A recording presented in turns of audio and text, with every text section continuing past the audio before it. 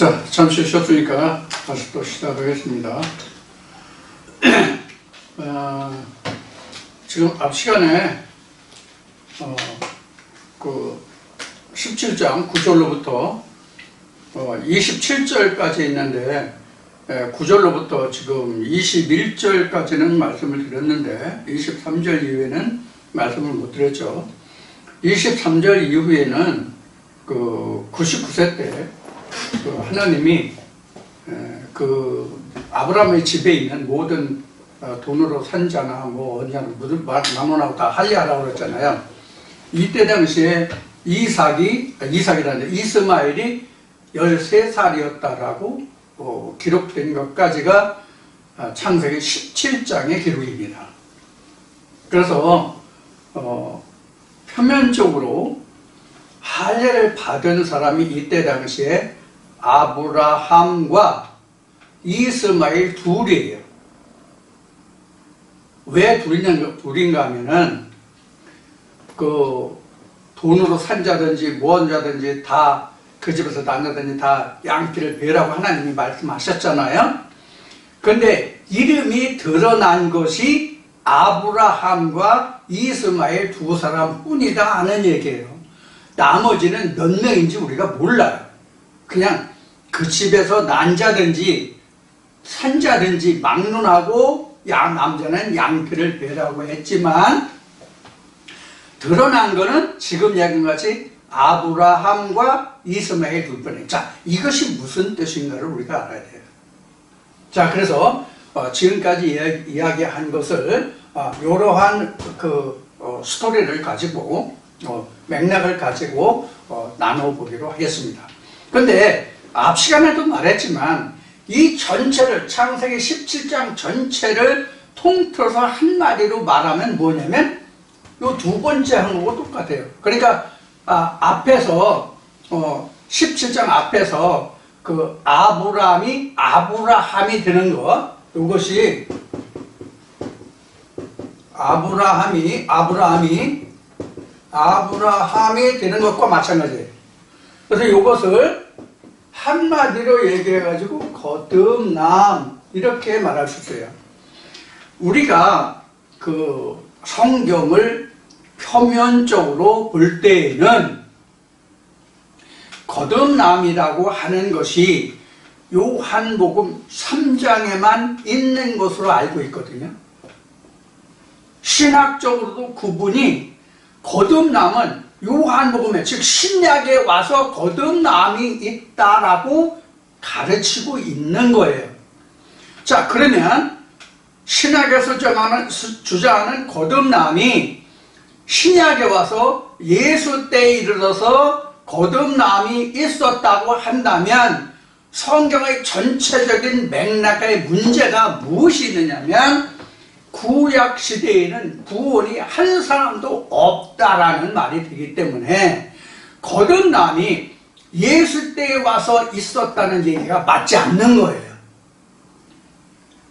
그래서 우리가 그 성경에 기록된 바와 같이 그 예수가 그 모세의 글과 선지자의 그 모든 글이 나에 관한 것이다 이렇게 얘기했잖아요. 응? 모세의 글이라는 것은 모세 오경을 얘기하는 거예요. 모세의 글과 선지자 시편 이런 모든 말씀들이 예수 자신에 관해서 기록한 거다 이렇게 얘기했단 말이에요. 그러면 이미 구약 때에도 예수가 존재한다는 뜻이에요. 그래서 이거에 대한 증거가 에레미야나 에스겔에 있는 말씀으로 여러분들에게 증거해드린 거가 있죠. 지난주에도 말씀드린 것 같은데 그것이 바로 뭐냐면 가죽을 찢지 말고 마음을 찢어라. 살을 찢지 말고 마음을 찢어라 하는 말이 바로 마음의 할례란 말이에요. 그게 마음의 할례가 이미 구약에 나오잖아요. 이게 바로 뭐냐면 거듭남을 이야기하는 거거든요. 근데 이것을 신약에서 밝히지 못하고 있는 거예요. 신학에서 이것을 밝히지 못하고 있는 거예요. 그래서 구약은 구약이고 신약은 신약이야. 그래서 구약과 신약이 전혀 일치성이 없는 성경이 되어버린 게 오늘날 신학의 근본이다. 이렇게 저는 판단을 해요. 구약과 신약이 전혀 다르지 않아요. 늘 주장하지만 구약과 신약은 전혀 똑같은 성경이에요. 구약이 없으면 신약이 있을 수가 없어요. 또 신약이 없으면 구약이 풀어지질 않아요. 설명이 되질 않아요. 예를 든다면 지금 거듭남이거든요. 거듭남을 성경에서는 뭐라고 하냐면 이런 말이 있어요. 할례는 모세가 준 것이 아니라 그 조상 때 있었다. 그 조상 때 아브라함 때 있었다라는 말씀이 성경에 기록되죠. 할례가. 이게 바로 거듭남이에요. 그럼 거듭남이라는 건 무엇을 말하느냐? 각자가 신앙생활을 통해서 자기 이름이 하나님이 지어주시는 이름이 있다가 거듭남이에요. 그래서 이미 전전주에 이야기를 했듯이 아브라함은 자기 아비 데라가 지어준 이름이지만 아브라함은 하나님이 주신 이름이거든요. 사레도 자기 아비가 지어준 이름이지만 사라는 하나님이 주신 이름이거든요. 이와 같이 아브라함이 아브라함이 되고 사레가 사라가 됐을 때 하나님의 언약이 서로 만나서 그때에 얻어지는 결과물이 뭐다? 이삭이다. 우리로 보면은 무엇과 같으냐면 여러분들이 지금 일반 교회를 다니건 저를 통해서 말씀을 들으시건 어느 쪽이든지 간에 그 말씀의 결과물이 있을 거 아니에요. 응? 어떤 말이든지 그 말에 결과물이 없는 말은 없거든요. 너 밥 먹어라 이러면 그 결과물이 뭐예요? 내가 밥을 먹어야 그게 결과물이잖아요. 밥을 먹어야 결과물이에요.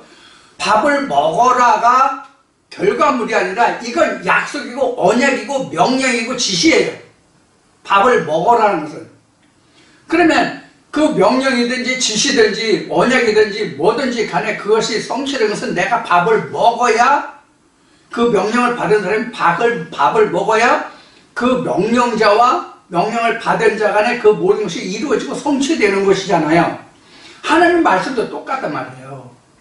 하나님 말씀도 우리가 들었으면 그 말씀이 내게서 어떤 결과물을 내느냐가 바로 성취된 것이거든요. 그래서 하나님의 말씀대로 아브라함에게 하나님의 말씀대로 이루어진 결과물이 이삭이다 그런 거예요. 그럼 하나님의 언약대로 이루어졌다는 것은 아브라함이 되고 사레가 사라가 됐을 때 하나님의 언약이 온전해서 둘이 맞아서 둘이 그 야단을 했을 때, 그러니까 잠자리를 같이 했을 때 얻은 씨가 뭐예요? 이삭이다 그런 얘기예요. 그래서 아브라함 때와 사레 때에는 이삭이 나올 수가 없어. 이스마엘 분이 안 나와. 앞 시간에 여기 그 이야기하다 말았죠. 이스마엘이 할례받았다는 것까지 표면적으로 얘기하고 두 명만 할례받은 것이 드러났다. 사람 이름으로. 다른 사람들은 이름이 드러나지 않았다. 그 이유가 뭐냐는 것을 그 앞 시간에 말미에 얘기했잖아요. 그러면 그게 바로 뭐냐면 우리가 이렇게도 생각해 볼 수 있어요. 이스마엘은 육신의 씨라고. 육신의 씨예요. 육의 씨예요. 성경으로 들어와서 얘기하면 이거는 그 본문의 씨들이에요. 이스마엘은 본문의 씨들이에요. 표면적인 씨들이라고. 표면적인 씨들은 뭐 그 대를 거치고 걸르고 뭐 필터링 할 게 없어. 왜? 본문 그대로고 생긴 그대로기 때문에. 육체는 육체고 본문은 본문이잖아요. 본문에 본문 그대로 하면 본문이 거기서 더 뒤집어질 게 뭐 있어요? 드러날 게. 그 속에로 들어가야 속의 것 그 말씀이 다시 연결되는 것이지 표면적인 것이 이면적으로. 로마서 2장의 사도 바울이 증거하신 표면적 유대인과 표면적 할례, 이면적 유대인과 이면적 할례를 언급하죠. 이것과 똑같은 거예요. 표면적으로는 변화될 게 없어. 아무것도 변화될 게 없어. 그 씨로 난 것이 이스마엘이다 하는 거예요. 그 본문 그대로의 결과를 본 것은 이스마엘이다. 그래서 이스마엘과 아브라함이 나왔고 사례가 나왔고 사라가 나온 거예요. 그래서 하갈은 할례받지 못한 이름이잖아. 하갈은 할례받지 못했잖아. 하갈과 아브라함 때에 낳았기 때문에 아브라함도 할례받지 못했고 하갈도 할례받지 못했기 때문에 거기서 난 씨는 이스마엘이 된다고. 즉 본문으로 내가 세상적으로 하나님 말씀을 아무리 많이 들었을지라도 그것은 하나님께 할례받은 그 속의 뜻을 드러낸 말씀이 아니다 그런 뜻이에요. 거기서 난 것은 그냥 이스마엘이에요. 그래서 우리가 세상적으로 아무리 교회 많이 다니고 열심히 다니고 앞 시간에 얘기했듯이 헌금을 많이 하고 헌신도 많이 하고 이렇게 했을지라도 그건 이스마엘이라고. 하나님은 언약에 속한 자가 아니다 그런 얘기예요.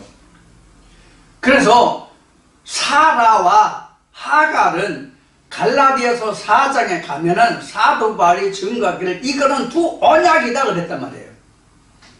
그래서 하나님께 인침을 받은 언약, 즉 할례받은 언약을 말하고 하갈은 하나님께 인침을 받지 못한, 즉 할례받지 못한, 지금 방금 얘기했죠. 하갈은 하나님께 그 거듭난 이름을 받지 못했다고.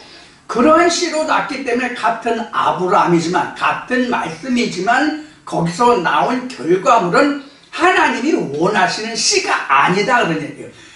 그 씨가 아닌 것을 알아야만 하나님의 진짜 씨가 무엇인지, 즉 이삭이 무엇인지가 나오거든. 무슨 뜻인지 이해하세요? 그래서 우리가 표면적으로 성경에 기록하기는 이렇게 기록하고 있는데, 즉 여기서 양피를 베라가 나오잖아. 빨리해서 9절 이에 양피를 베라가 나오잖아. 그 양피가 무엇을 말하느냐, 이게 본문이에요. 양피를 베라가 껍질을 벗기다는 얘기거든요. 그래서 이사야 우리 공부했고 지금 거듭남을 얘기하지만 또 앞에서도 그 가죽을 찢지 말고 마음을 찢어라 이런 얘기를 했잖아요. 말씀에 기록된 얘기를. 이와 같은 거예요. 그래서 할례받지 못한 것은 하나님께 속하지 못한다고 지금 여기 그 창세기 17장에도 기록되어 있잖아요. 대가 끊긴다고 할례받지 못하는 것은.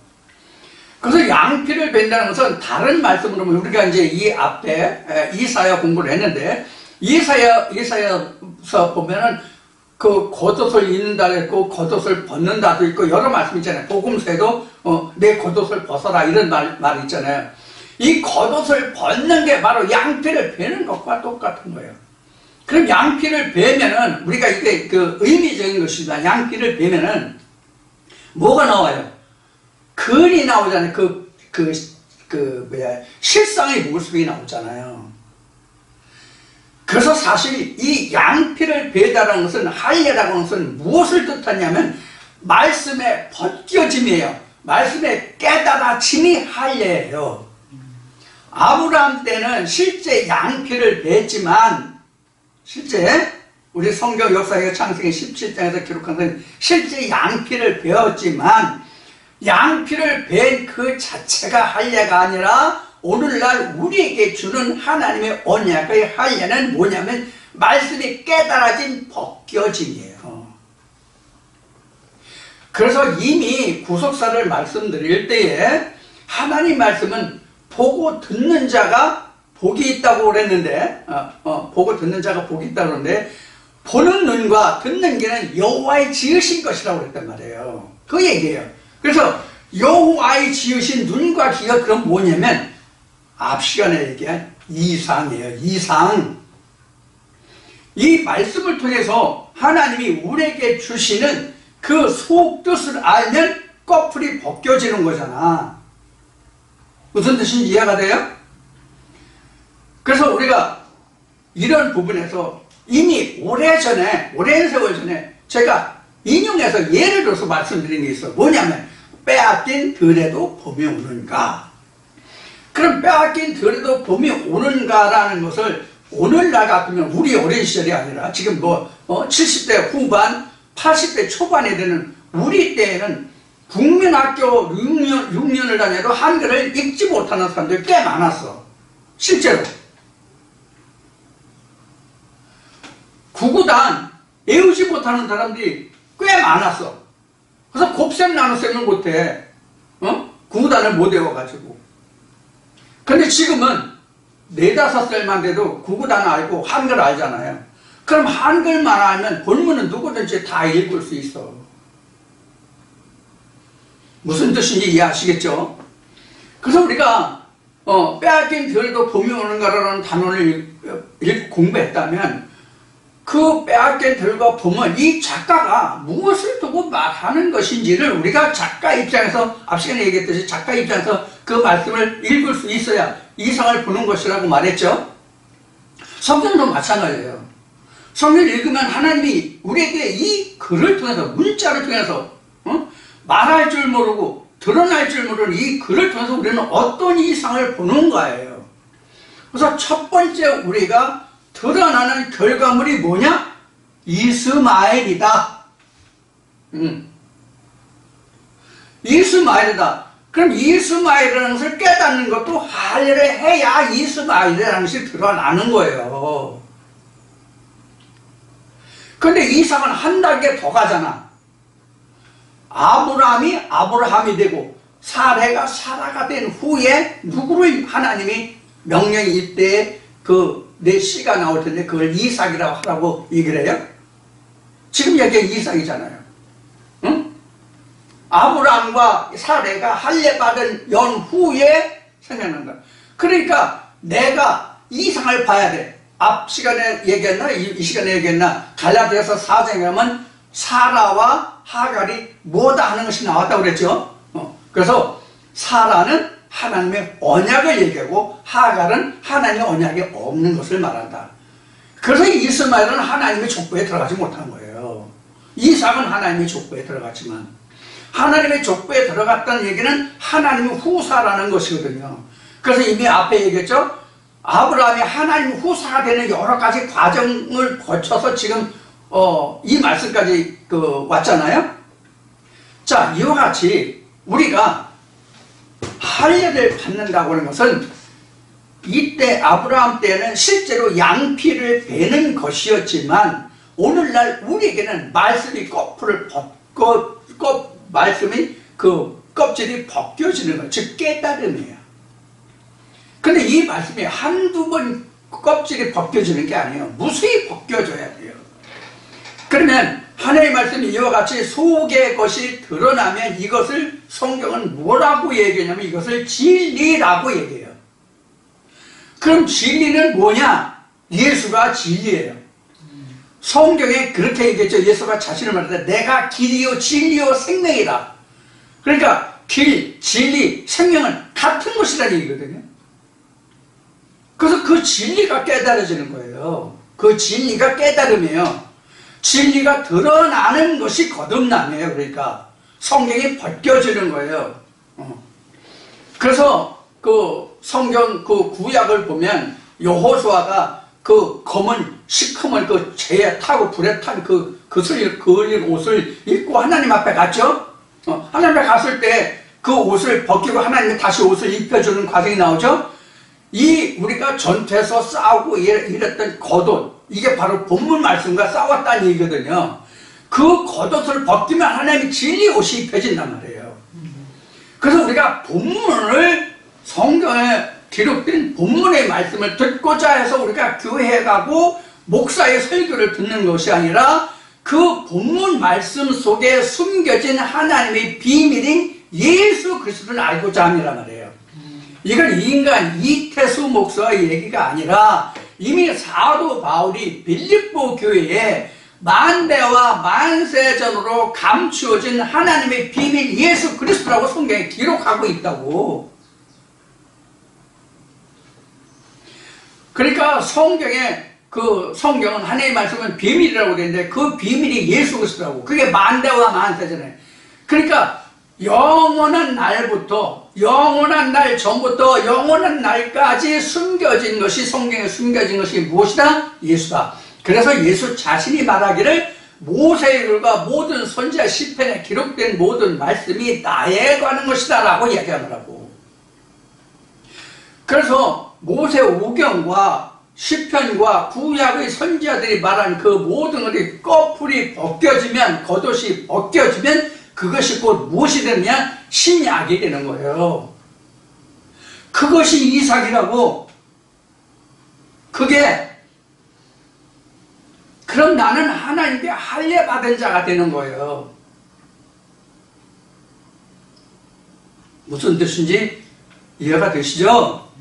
자, 우리가 그래서 성경을 알고자 하는 거예요. 그래서 예수가 말하기를 성경을 아는 것이 하나님을 아는 것이고, 하나님을 아는 것이 나를 아는 것이고, 나를 아는 것이 영생이라고 기록했다고. 어떻게? 유일하신 참 하나님과 그의 보내신 자를 아는 것이 영생이다. 내가 하늘에서 내려온 생명의 떡이다. 너희 조상 광야에서 만나를 먹었어도 죽었지만 나는 하늘에서 내려온 산 떡이기 때문에 내 피와 살을 먹는 자는 죽지 않고 영원히 살리라. 이런 이야기를 한 거거든요. 이게 진리고 이게 할례거든 지금은. 그런데 우리가 교회 가면서 아니 신학부터 우리가 이런 할례된 말씀을 듣고 배우냐고.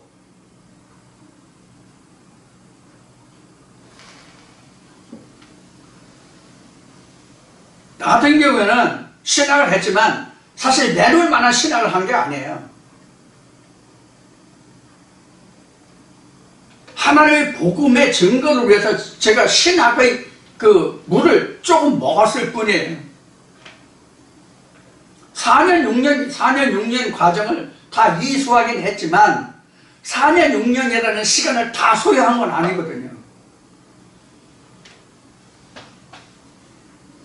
지금은 그런 것이 없지만 제가 어린 시절에는 그걸 뭐라고 그랬나?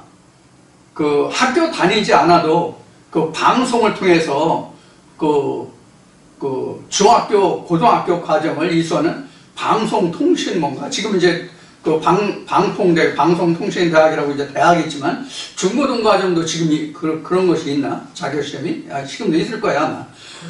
그런 과정을 거치는 것 같이 저도 그러한 과정으로 신학을 이수했기 때문에 앞 시간에 얘기했듯이 일반 4년 6년 있죠. 저 미국의 유학과 유럽의 유학과 이렇게 유학을 하면서 공부한 목사님들에 비하면 제가 무슨 목사라고 할 만한 하등의 가치조차 없는 사람이죠.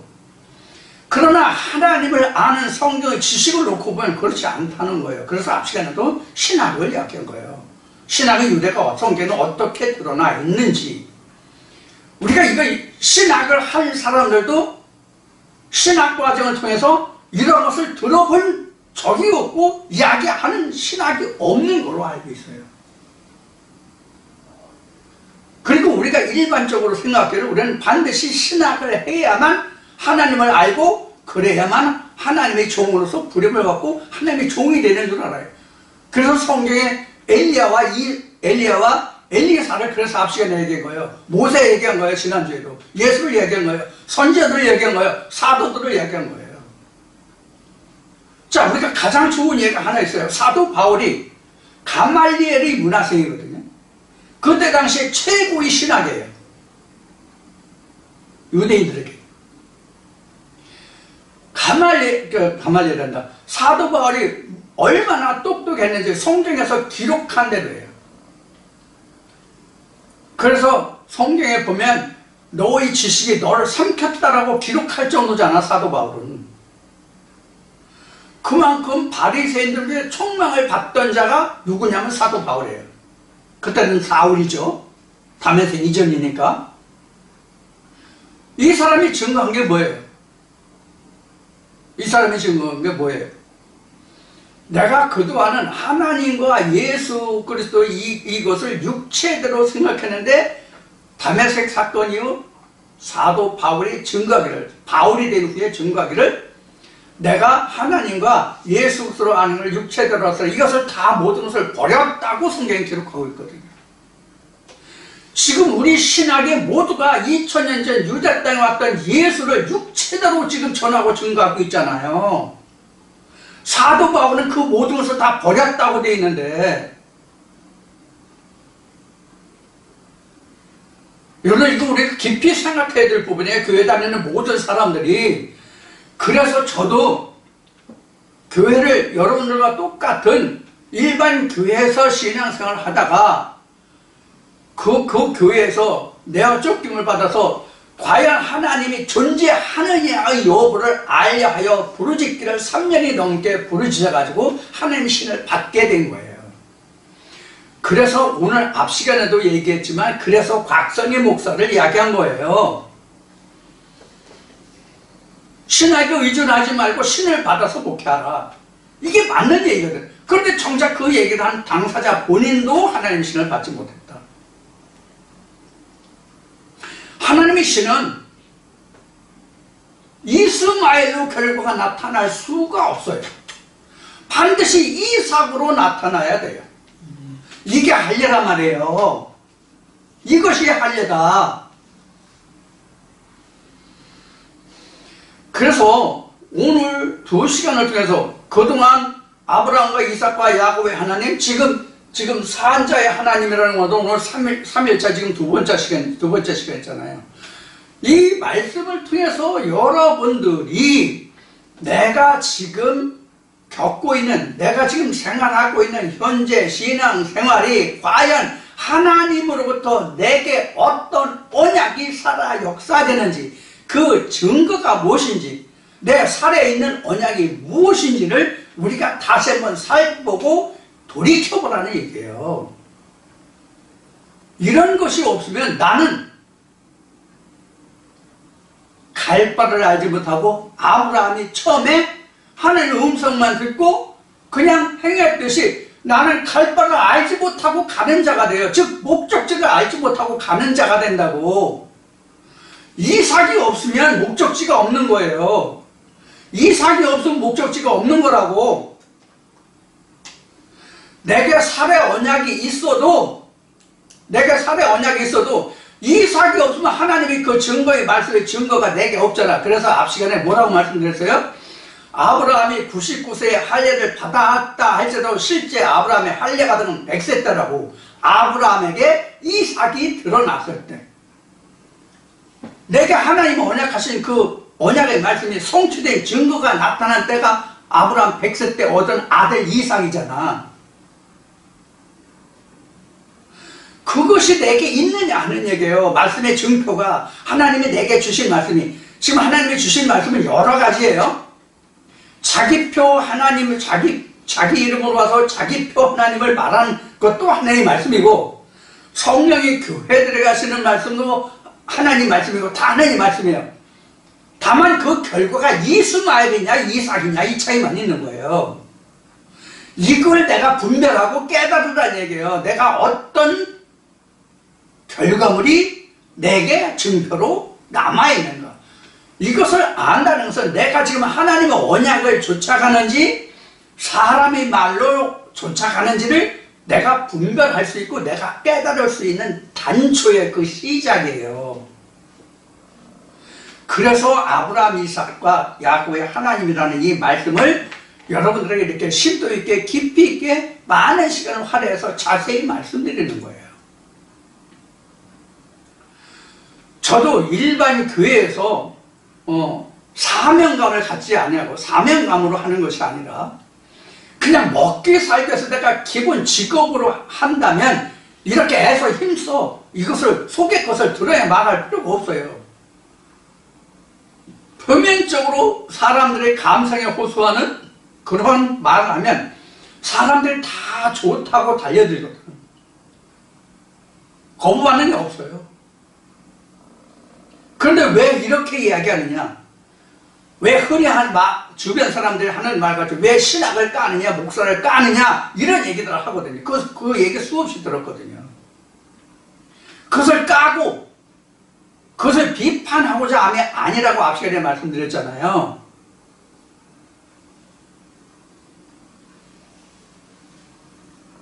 이런 면면들을 여러분들이 잘 깊이 생각하셔서, 어차피 우리가 신앙생활에 발을 디뎠잖아. 이거 수없이 얘기했지만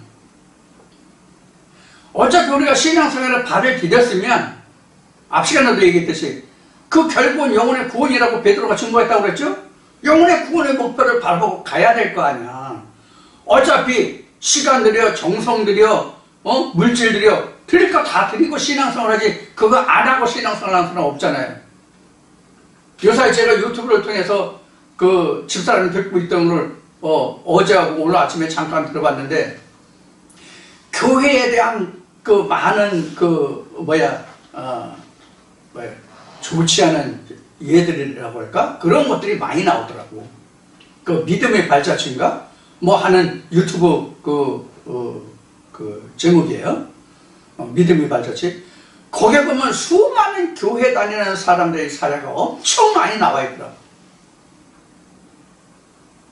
이런 것들을 보면서 지금도 교회 다니면서 물질로 인해서 사람을 인해서 그 영혼이 다치고 상처받는 자들이 엄청 많은데, 진짜 그 사람들이 하나님을 찾는 것이 아니라 사람들의 마음에 합하고 자기들의 마음에 합하는 감정적으로 감성적으로 모이는 그러한 교회를 형성하지, 하나님표 교회를 형성하는 자들이 극히 적더라고. 정말 안타까운 일이에요.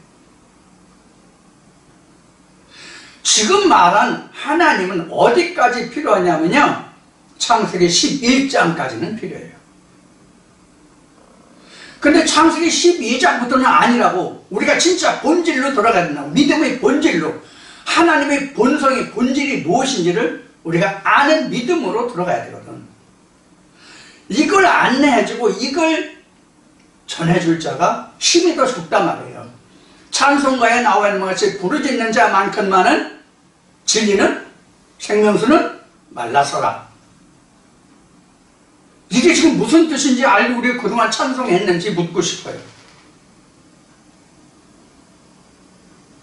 내가 아브라함이 되고, 아브라함이 이삭이 되고, 이삭이 야곱이 되고, 야곱이 12지파가 되어서 하나님의 성전이 이루기까지 돼야만 그 찬송의 의미가 무엇인지 깨닫는다고. 찬송이요, 성경 못지않은 깊은 진리를 가지고 있는 것이 성경입니다. 성경의 축약본이 찬송이에요. 복음성가는 너무 감성적인 것이고, 진짜 우리가 부르고 있는 그것도 지금 새찬송가 말고 통일 찬송가, 그 찬송가에 나와 있는 찬송들이 어쩌면 성경보다 더 축약된 그런 진리의 말씀이 담겨져 있는 찬송이 바로 찬송가예요. 자, 오늘 시간스러운 2시간 동안 여러분들과 함께 사자의 하나님이란 무슨 뜻인지 이제 이렇게 나눠봤는데, 다음 주에 다시 이제 오늘 할례까지는 말씀드렸고, 사례가 사례가 되는 요거까지 이제 말씀드린 거예요. 사실 이삭과 이스마엘에 대해서 이제 좀 말씀을 드리긴 한 건데, 요 부분을 다음 주에 다시 이어서 말씀을 나누기로 하고, 오늘은 여기서 마치기로 하겠습니다.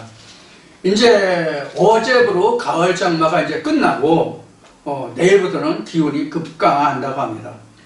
특히 이 말씀을 들으시는 분들 중에 그 연세 드신 노약자들이 많으십니다. 젊은 사람이 거의 없는데 건강 환절 건강 유념하시고 다음 주에 다시 건강한 모습으로 다시 뵙기를 기원합니다. 자, 하나님의 은혜와 축복에 함께하기를 권하고 오늘 여기서 마치겠습니다. 감사합니다.